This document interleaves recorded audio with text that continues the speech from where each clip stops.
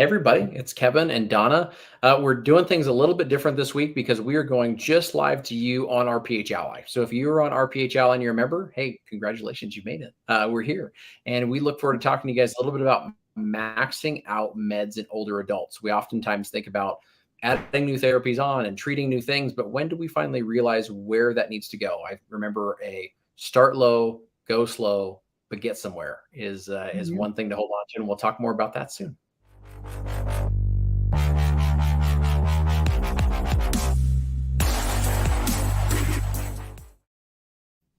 Donna, how are you? You and I both had some recent trips. It's nice to be back. It's nice to see you. It's shorts Thank and you. t-shirts weather up in the Northwest finally. So I feel like I'm coming out of a cocoon of winter. That's amazing that you're in shorts and t-shirts. Not here yet. It's a Oh no. little bit cool, but we're getting there. So I was in Cincinnati. I know a lot of people are headed there. I think it's this coming weekend. Yep. But I was just there. You'll see leaves on the trees. I just barely starting to see some leaves burst in here in Massachusetts. So Cincinnati is far more forward in spring than I am here. Oh man. But What enjoy what the do you have for flowers coming up, Donna? really just daffodils still. We don't have a lot happening here yet. It's very early still in the season for us. No, it makes a lot of sense. Yeah, we have a few things blooming here and there. The dandelions are blooming, and Oh, Savannah loves Savannah loves that. I feel like in medicine, sometimes the dandelions blooming are the medications that have went untouched and untapped, and we just let them great. get out of control. And so that's our topic for the day, and maxing out meds in older adults, right? Our dandelions, healthcare. Love the lead in. Yeah, are people in the weeds or what? Right? With their medication. No, no play. Uh, Always too much. yeah. But what do you think? What's the scoop on Yeah. these weeds of with maxing them out in older Yeah. adults? Where should we start?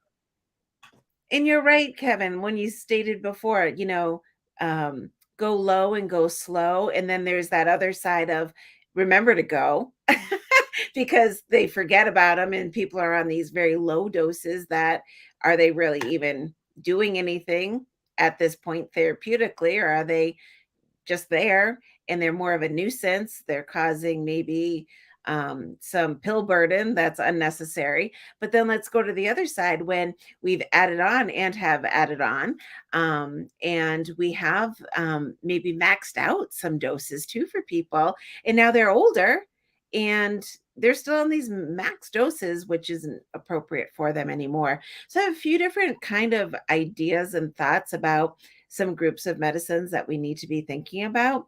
And some are we have certain maximum doses for some meds, of course. Some are maximums if they're combined with other things. Some are timelines, and then the others, of course, we always are depending upon creatinine clearance. So let's think about these. And the first group I wanted to be talking about is the maximum dose meds. With these maximum dose meds, we want to be thinking about things change in our systems when we're older. And there are a lot of medications that are maybe on Beers criteria or the stop. Even there's the Canadian criteria too, where we only want to use a certain dose in older adults. And these are such as things such as citalopram, escitalopram, digoxin, and zolpidem. So I just wanted to talk about these for a little bit. And there's so many times I see these on board with folks that come in to the hospital and we're having to look and say, wait, time out, we got to reduce these. So citalopram, we don't want to be more than 20 milligrams in our older adults, so 65 and older for that.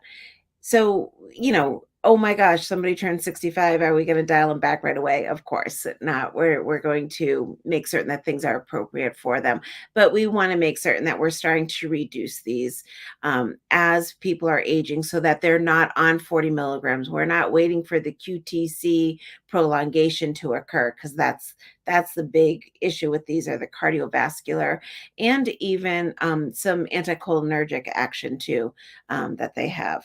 So we want to be certain that like citalopram 20 milligrams max for older adults, escitalopram 10 milligrams max for older adults.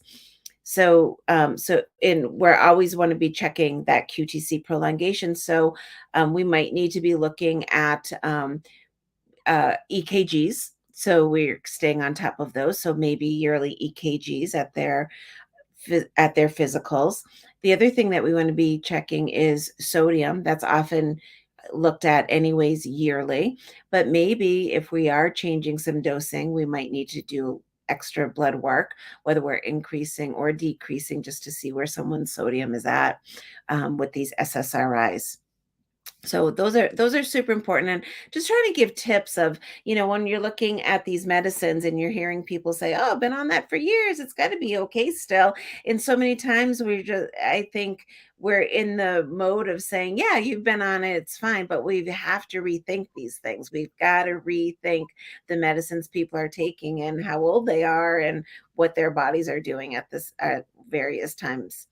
So those are the like citalopram and escitalopram examples. I want to move on to digoxin next, and I was gonna digoxin is important.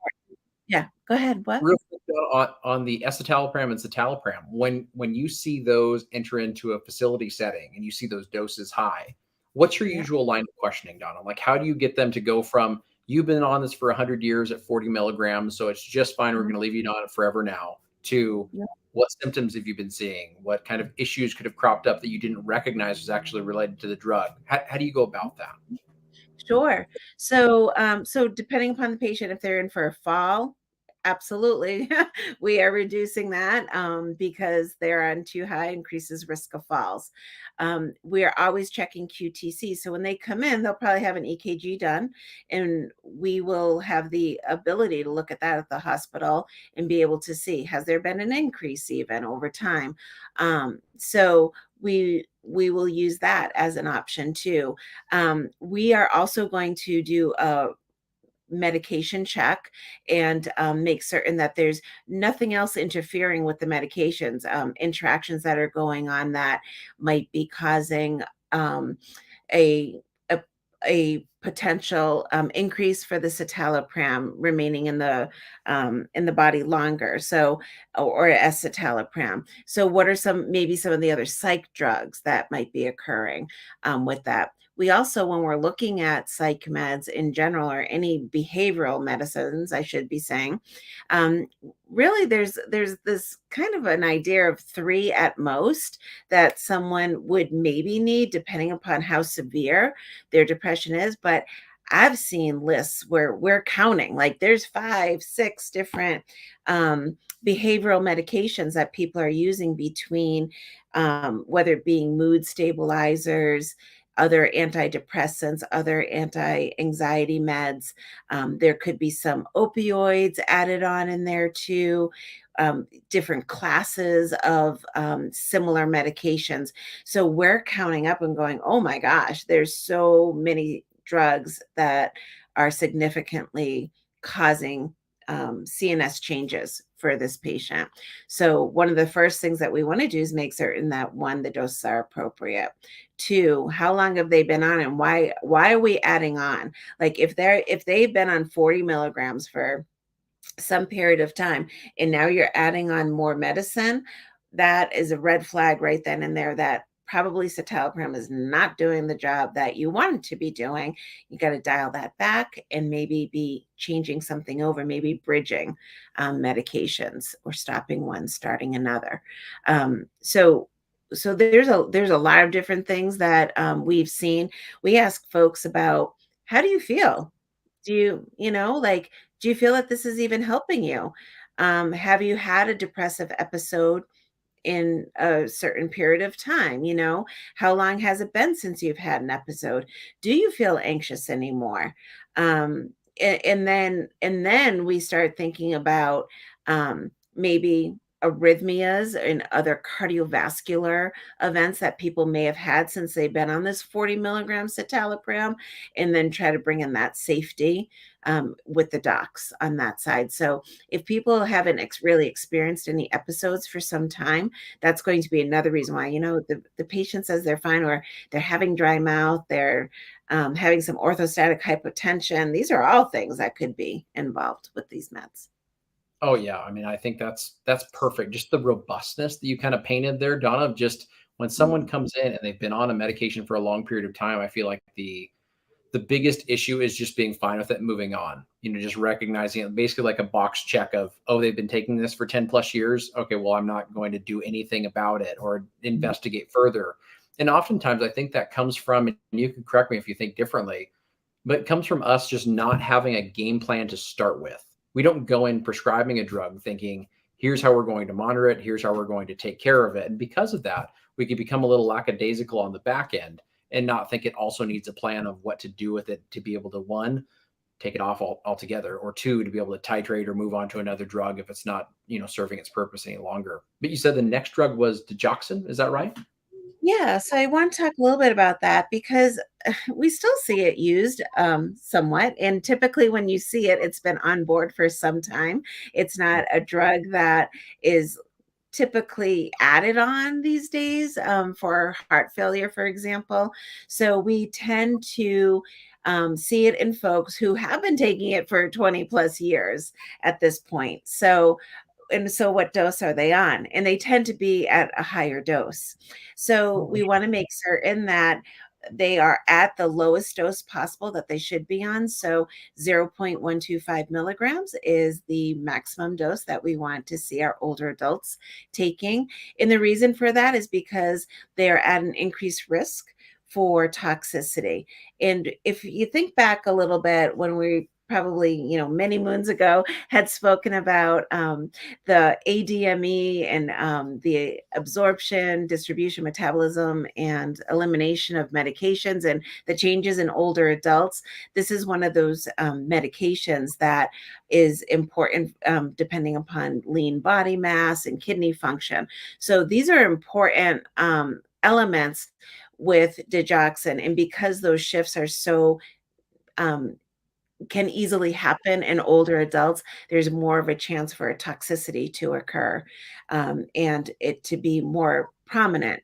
Now, the other side between the pharmacodynamics and the pharmacokinetics of things too is our older adults are more susceptible to cardiovascular side effects. They're going to feel palpitations more. They're going to be more likely to have orthostatic hypotension than a younger adult, if you will. So those are things that we need to be thinking about in our older adults and in how sensitive they become to these cardiovascular outcomes from medications. So when we're thinking about that, there's also been a number of studies that show that digoxin at higher doses other than 0.125 milligrams, there is no added benefit, but potentially increased mortality instead. So we want to make certain that we are lowering those doses. And sometimes, depending upon kidney function, we need to be thinking about should we be giving it every day or every other day in folks. So, and there's also half doses that you can be giving too. So that's another way to be looking at it, and to be looking through this. Another thing in regards to digoxin that I think is important is the electrolytes also play a factor too, especially magnesium is one of them. So if someone's taking, say, a proton pump inhibitor and they've been taking it for some time and now they have low magnesium and they're also taking digoxin, that will also be more of an issue for older adults. So when we're looking at medications, that's something else that we would be thinking about. You mentioned something there, Donna, with every other day dosing, inside of that kind of conversation. You and I could probably have a whole episode on that in general. But when you think about tackling every other day dosing in general, right? Mhm. Aspirin, statins, some of the things in older adults that can cause less side effect profiles, less bleeding and bruising, less myopathies, or et cetera. When you Mhm. go about that and look at literature for someone that is just starting out in deprescribing, or the thought process of, oh, I Mhm. thought this was Q-day. No, it can actually be done differently. How do you Right. evaluate those pharmacokinetics, and what's a good way for someone to process that? Interestingly, I've just had this conversation with a couple of young pharmacists over the last couple of days. Interesting. Yeah. Um, so one side, if you don't mind, Kevin, I'm just gonna just when you were asking that question, I was thinking about the difficulty that the individual might have in keeping that managed well. So, who is managing their medications? Do they understand it? Do they have a good system? How are they with their other medications? So, that would definitely be something to be thinking about. But on the other side, where you're thinking about, oops, like, what are they doing? Well, some ways that we can also be looking at it as pharmacists is dispensing records too. Are they showing up early for early refills and things such as that? So there's that whole management side. However, if we're thinking, still thinking about digoxin, there's some side effects that appear first for folks that are starting with digoxin toxicity. And one of those is a lack of appetite, or they have like nausea, vomiting kind of side effects with it. So when you start to have that issue with somebody and they're on digoxin, you want to be starting to think about, oh, maybe they're increasing their dose too much. I'm getting blasted by the sun here. Um, maybe they're increasing their dose too much, or maybe they are not following that every other day protocol. The other thing that happens too is that the blue green vision that people may have, and then their depth perception is off with that vision change. So that is something else that if somebody's complaining about vision, or they don't feel like everything is a similar color, or they don't have that depth perception, increased risk of falls can also be an issue as well. I'd love So to hear what that's you guys had come up with when you were talking to folks that you were chatting with, you said. Yeah, it was really interesting because I told them, the only reason I know about some of the drugs that I've given every other day has literally been anecdotally me looking to be able to decrease side effect profiles, Mhm. seeing something that Mhm. is efficacious or providing benefit for the patient, but also Yeah. causing side effects, and then looking into clinically based trials, either randomized, Mhm. controlled, or anecdotal, to see if they have had benefit from going to an every Mhm. other day regimen. And that really has led me down that path, Sure. singularly. But in terms of just looking for a good resource to say, can this be used every other day? Not widely published in Yeah. literature for us to be able to draw from necessarily, but there are those that are kind of out there. And I think maybe Right. more resources. Maybe, Donna, we have an RPH Ally Med Strong book on, getting those half. But that's what we came up with. Just really, Yeah. are you still getting benefit from the drug? If the answer is Right. yes, you're getting some side effects that are popping up. Is there a possibility of us decreasing frequency? And then that Mhm. really leads down the next Sure. exploration. Absolutely. So the other thing with that though, Kevin, I agree with you with the aspirin and the statins, as you mentioned, but Mhm. every other day would be more prone in digoxin, depending upon the creatinine clearance that you would be thinking of in regards to every other day dosing instead. Yep. I hope it's a little bit better. Looks great. I Good transition. Smooth. can see you now. Woo. That sun, it's nice it's So peeking out, and it can wreak yeah, havoc in the video. absolutely. Absolutely. So another med I wanted to talk about is zolpidem. And there's that dose reduction from male versus females, but I don't think everyone realizes that in those that are 65 and older, it should not be more than 5 milligrams. And we'll see men, especially that have been taking zolpidem for 10 milligram strength for some time, that they are remaining on the 10 milligram strength. And really, it should be reduced down to that 5 milligram strength. So once you're 65 and on zolpidem, it doesn't matter whether you're male or female. 5 milligrams is the maximum dosing, and even if that is tolerated well or not is a whole nother story. But it's something that we do need to be careful of. People are very have issues, of course, with stopping something that makes them feel good, such as, I need to sleep, medicine. So that can be difficult. But again, like we talked about previously, are you sleeping well? When's the last time you had an issue? Do you still have a problem falling asleep? Or are you having more difficulty staying asleep? So, those are some of the things that we can be thinking about instead. Sometimes we can, maybe win somebody over to reduce and give it a try. Maybe do it like every other night first for a little bit, just to start that idea of you could fall asleep with 5 milligrams. Don't think, or if not, the next night you're at 10 milligrams, and then let's try it again. And eventually there would be some hopefully some changes with that as well. Oh, definitely. I mean, I think we were just talking to someone the other day, Donna, about CBD THC utilization for sleep, and this was in a couple of different disease states that don't have a whole lot of options out there, and so they're looking for relief and some other things inside of it. And then talking to an individual saying that sometimes I wake up and I'm so unstable that I've fallen, and I'm thinking, oh no, like becomes Mhm. problematic. And I think of the zolpidem utilization being so similar. Us not only having the Absolutely. grogginess in the mornings after waking up, and then having some lethargy that can be really problematic when starting the day, but Yeah. in the Yeah. middle of the night, you've got now folks that can have some bladder related issues or incontinence related Mhm. issues. Yeah. That makes that 5 milligram dosage even more of a major health concern with them falling due to having an excessive dose. Absolutely. So definitely something to be aware of, careful of, and also, just really thinking about, when did you start this? Were you really stressed? Has your life changed?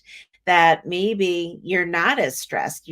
Maybe you're not working in a very stressful environment anymore, and you're able to sleep. But we always try to talk about that sleep hygiene, the importance of um, stepping down from the stimulation from blue light, and also stimulation in your environment, and really working through the evening hours of reducing that and try to get into a sleepful state. So the next grouping I want to talk about, or I want to bring this one example forward, is some medicines are maxed if they're combined with others, and I think that this is an important one when we're talking about amlodipine and simvastatin, for example. And simvastatin is also one that we want to be very careful of what we're maxing out at, because we always used to think it's 80 milligrams, but now it's 40 milligrams, especially in our older adults. And Part of that is for the myalgias that people might be enduring, if you will. And then what happens when that happens is they're not moving or exercising as much because they're achy. And there's just this whole cycle that happens, and there's weakness of muscles over time. But with amlodipine and simvastatin, we want to make certain that the simvastatin is not dosed more than 20 milligrams when you have amlodipine on board. So again, we have to be super careful about what we're saying okay to when we're looking at medicine. So did somebody have a cholesterol issue before, and now we're adding on blood pressure medicines because later on they're having some blood pressure issues? So with that, what dose is their simvastatin at? And are we adding on amlodipine as a first line and just starting that in and not thinking about what the simvastatin dose should be? And then now somebody's starting to get achy and they're not moving as much.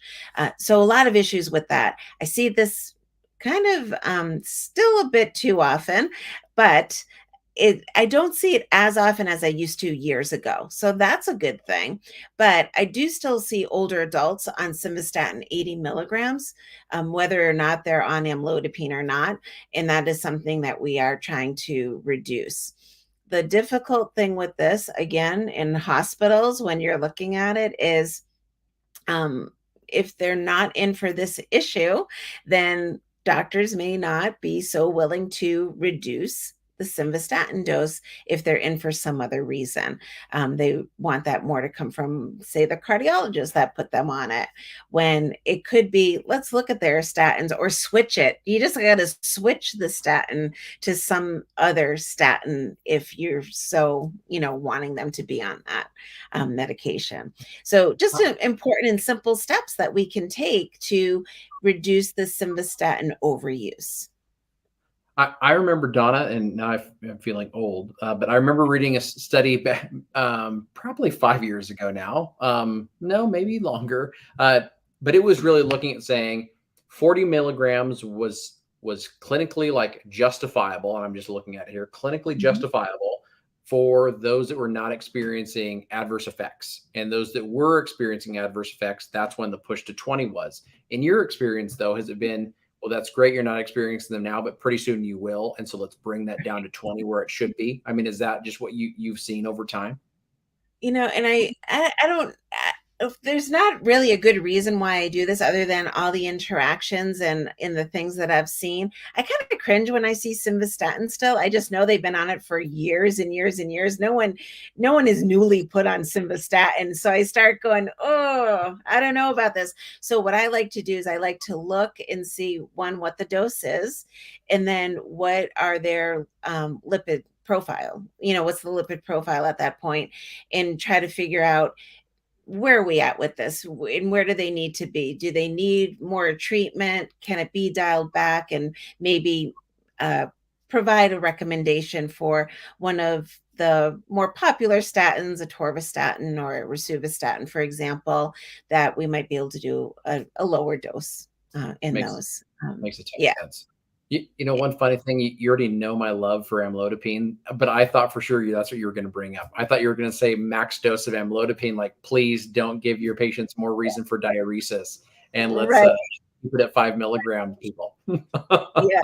Yes, exactly. We always see that, but I cringe, and well, I cringe with amlodipine, I must admit, if I don't see other first lines tried. And there's not a good reason for not trying it. But I really cringe when I see amlodipine and simvastatin together. Makes sense. Love And then, the diuretic added on too. It's such a brutal battle with the statins. Then, Donna, you mentioned, I think, a really good point I wanted to highlight is that not only are you looking at simvastatin being one, typically an older prescribed medication, so now it's highlighting to you that maybe the regimen hasn't been touched for a bit, but not only just reducing the dose of an older medication, but now giving it as an opportunity to say, is there something that you could utilize that may be more efficacious or less problematic when it comes to overall interaction profiles and whatnot? I love it. Yeah. Yeah. And then you can start asking, well, how often do you take the ibuprofen that you say you take, and why? Are you achy? And we can start having those conversations too. And have you been taking the omeprazole for the last 100 years because you're taking the ibuprofen? Yeah, There I you go. think it's a good one to be Yeah. able to ask. And that's another great one you bring up, is max doses in ibuprofen and Tylenol. I mean, there was some pretty Mhm. big news about that. Once again, now I'm getting really old, but like 10 years ago when we started to reconsider max doses in older adults, right?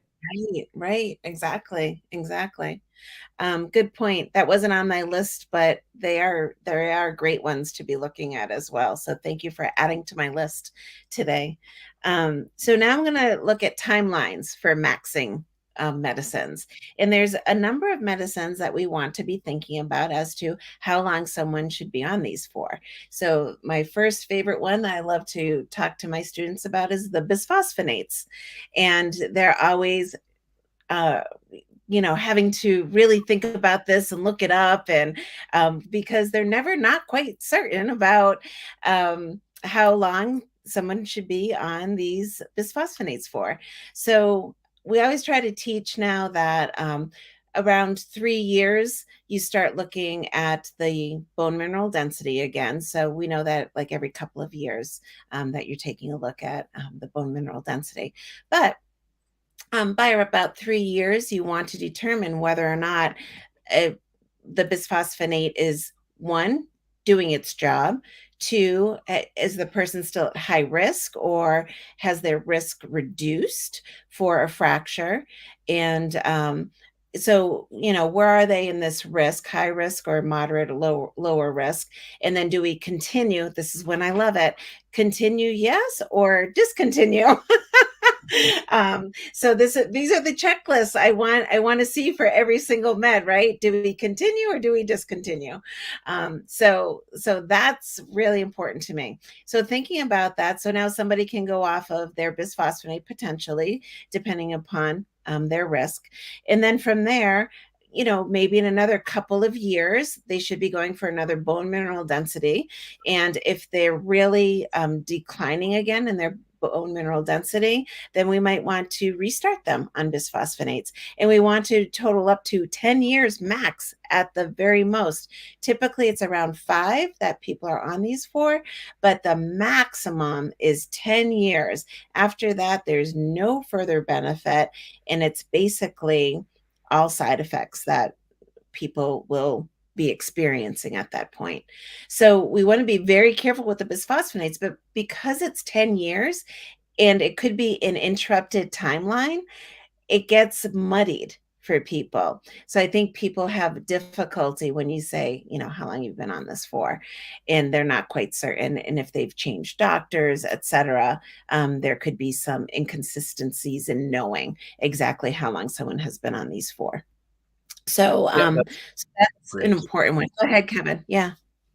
No, I was just going to say I did that in my residency. I did a study on bisphosphonates just to look through into general like literature research component, and my findings at that time, too long ago, was 7 years. Was showing the threshold where there was no benefit after a 7 year like period of time, Yeah. and most of them were that 5 year cutoff. You were not seeing Yeah. benefit from them, and so that's Right. really interesting to pop up. I love the call out for the 3 years to be able to check, is it still Mhm. benefiting the individual? Are they still in those risk categories? Mhm. Another thing I ran across the other day, Donna, that I'm curious if you know the answer to this one is we were looking at do not crush lists, a young Mhm. pharmacist and I, and the Mhm. one thing was seeing drugs like Abandronate.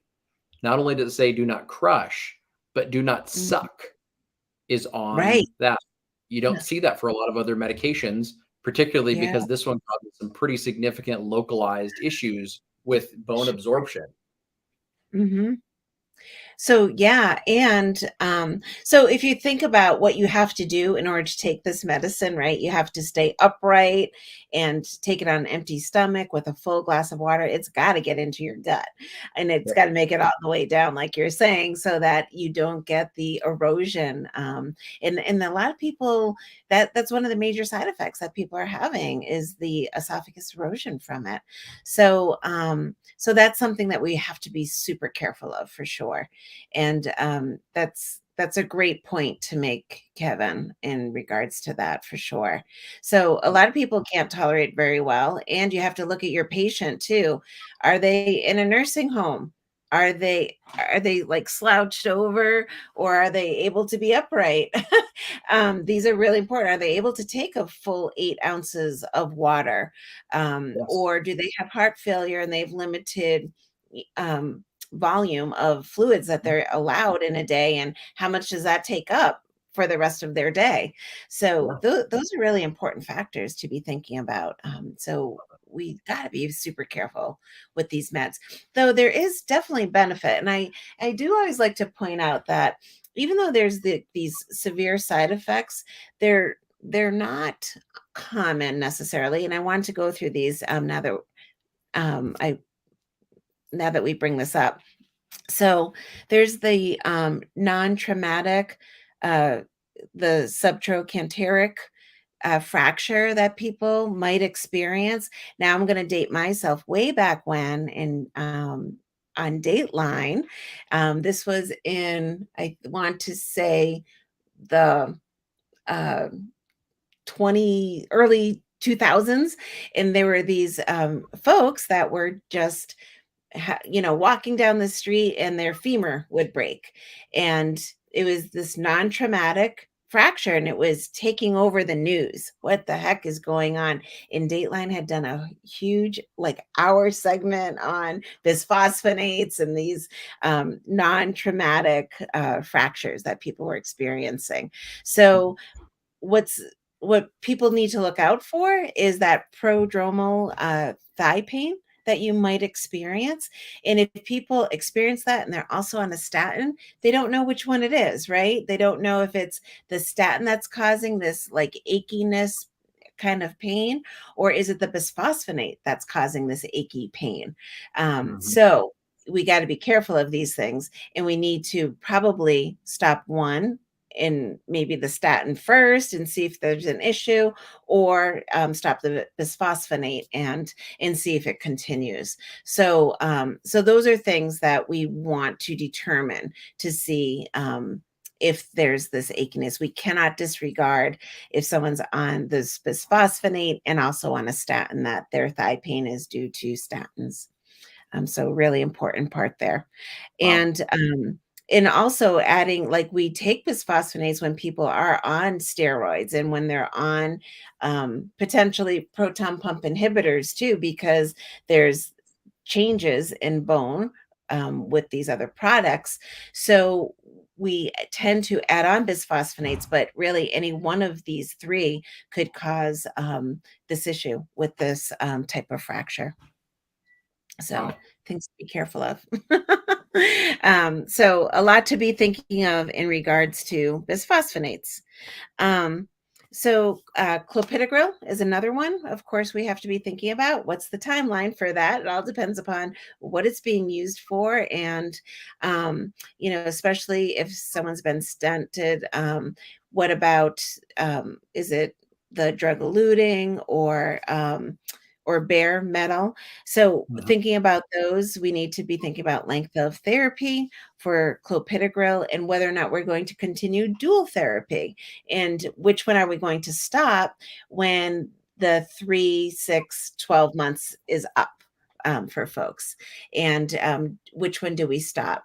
If it is, of course, someone has had a an MI and then they say they're at their year's time after having a stent placed, we would want to be thinking about probably stopping the clopidogrel and keeping on the aspirin as that secondary prevention. So, but these are things that we need to be discussing and understanding, and helping to have patients have these important conversations with the doctors, or us providing the information to doctors that we're able to communicate that with if we have that information in front of us in regards to timelines and everything else that have occurred for folks. So those, of course, are important. Other timelines, antipsychotics, especially when they're being used for agitation in our older adults, which is questionable in the first place, but or if there is some psychotic dementia that's occurring, it's most likely episodic and not necessarily chronic. So if that occurs within 4 months' time, we want to be certain that we are reevaluating the patient and trying to get them off of the antipsychotics that they've been put on for which should be a short period of time for these folks. Super And helpful. then along the lines of dementia, when we're looking at the cholinesterase inhibitors, again, that's always a difficult conversation to have. But if someone is regressing and not having, any um, any benefit any longer from the the cholinesterase inhibitors, then we need to start having those conversations with the caregivers and physicians, providers, and just talking about what's going on with this patient. Is it more risk than benefit at this point? Or is there more incontinence issues versus benefit from the medication? So, really important conversations, and this should be done when you're talking about the cholinesterase inhibitors. They should be reviewed every about 3 to 6 months to see if it's something that you would want to continue. And especially if they've been on it for some time, we definitely want to be having those conversations. And it's one of those things, I think it's the opposite way in this way, Kevin, where maybe it's not so much the caregivers asking, but it's the providers mentioning it to the caregivers that, we probably need to consider this. And they might say, no, no, no, and then bring it up again and then bring it up again, versus we're always telling patients to talk to their providers about these things too, depending upon, where we're working and who we're communicating with, mostly. So I think that's I, going to be an important factor. I love that you bring that one up. That is a very difficult drug just to talk about in general. On what comes from the caregivers and the family members' perspective of what that drug means to their loved one, and what it Mhm. means to give it up, in Yeah. general, because that sometimes Mhm. is a lot of hope being placed on it that it'll work and cause some slowing of the disease progress. But when it starts causing a lot of these problems, and we don't have a lot of good data that it's helping that much in the first place, it just becomes, I guess, difficult in general. Do you have any advice, Donna, on that one? On, like you said, it should come potentially instead of caregivers talking to provider. This one might be the Mhm. onus on us to be able to bring it up to the family to consider Yeah. taking this off. How have you Yeah. gone about that to be able to say this? It could be time for us to consider taking this off for your family member. Yeah. Um, So bringing it up quite often, we will say, has there been any benefit? Have you seen, or do you see that there's a further decline, especially if they're on a maximum dosing and you can't do anything more? So if they're at that level and the person is really regressing, we Yep. we want to bring that up and just say, I understand it's a difficult concept to even think of. We could just try Yeah. to lower it first and just see, and that's what you want to do anyways. You want to reduce these slowly, and I think that it's, like I said, it's a conversation that probably comes up a number of times. I think when somebody goes into a long-term care, I think that is when you might see, it easier to be taken off, or hospice, end of life kind of thing. But Yep. really, if someone is really having, um, side effects, the diarrhea issues, or well, they are going to be confused, but even further confusion, like maybe an additive, confusion, incontinence, things such as that. It could be that they're just not getting any benefit and they're getting more side effects, but yet people that are experiencing these side effects with the Alzheimer's, they can't communicate what they're feeling. So sometimes we're trying to change meds, or maybe trying to see if, oh, let's give some Tylenol and see if the pain, it might be a factor, or checking for other, cues from the patient. What's going on with them? When do they seem the most agitated, and why might that be? Is there a noise element or something like that? So Right. we have to be looking at a lot of the factors around it. No, so helpful, and I think you're totally right. It depends on staging, it depends on location of the individuals, but bringing up the conversation early, once again, early in the Yeah. process of giving this to the individual patients and letting them know this is how this drug works. These are the side effects that it may cause. Here's when you should consider taking it off because it will cause more deleterious elements than it will positive. And I think that's the real key. Yeah. And the other thing, Kevin, with especially, with donepezil, and I've seen this, is, you'll see people end up with pacemakers that are still on donepezil, and I'm always trying to say, you know what, can we just try to, maybe, how is the person, like, is the donepezil still helping, or is this really necessary? So that can be difficult too, to think that, oh, this medication is causing, this syncope that somebody might be experiencing. So yeah. 100%. Yeah. No, it's so true. Well, awesome, Donna. This is like nothing but jam packed of like golden nuggets all day for the folks coming on board. So that's fantastic. Any Yeah. other drugs we wanted to cover for this one? No, this was everything I wanted to. I just think it's important. I think when, as pharmacists, dispensing pharmacists, sometimes we are going through the day and we're going, okay, okay, okay, and we're thinking about the medicines that have to get out, and maybe more interactions, but versus, is this still appropriate? how is the patient and the caregivers and et cetera. I know there's not a lot of time in the day for our dispensing pharmacists, but I think it's something that we could be looking at. And heck, the less people are on, you might be able to chat with them a little bit more, counsel Yeah. them more. Everything. That plan early on of when should I come off? Not just should I take this with a glass of milk or food or water, and what should I be looking at for side effects, but when should I be Right. anticipating coming off of this medication has to become a commonplace at the counter, not only for our dispensing pharmacy teams, but also for our patients to realize that, hey, I should be asking these questions very early and not think this is a lifetime sentence of being on Right. Right. children. Like, how does Absolutely. Yeah. Oh, I love it. Well, thank you so much, Donna. Folks, if you want to get a hold of Yeah. Donna, head on over to the Deprescribing channel. If you want to read an incredible book, check out Med Mhm. Strong and jump on that. Donna also, I can't believe I didn't know this and was just starstruck.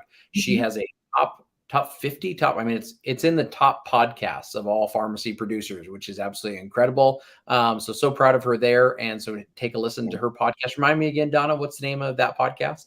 So the Senior Care Pharmacist podcast, it's through ASCP. Yeah. So I have a bunch on there. I basically host folks who have written articles, study articles for the Senior Care Pharmacist Journal. I love it. Yeah, it's fantastic. I've listened to several episodes now and it is lots of gold. Well, we will see you guys hopefully next week. Enjoy the rest of the day. And if you need anything, you know where to find us. Talk to you soon. Thanks.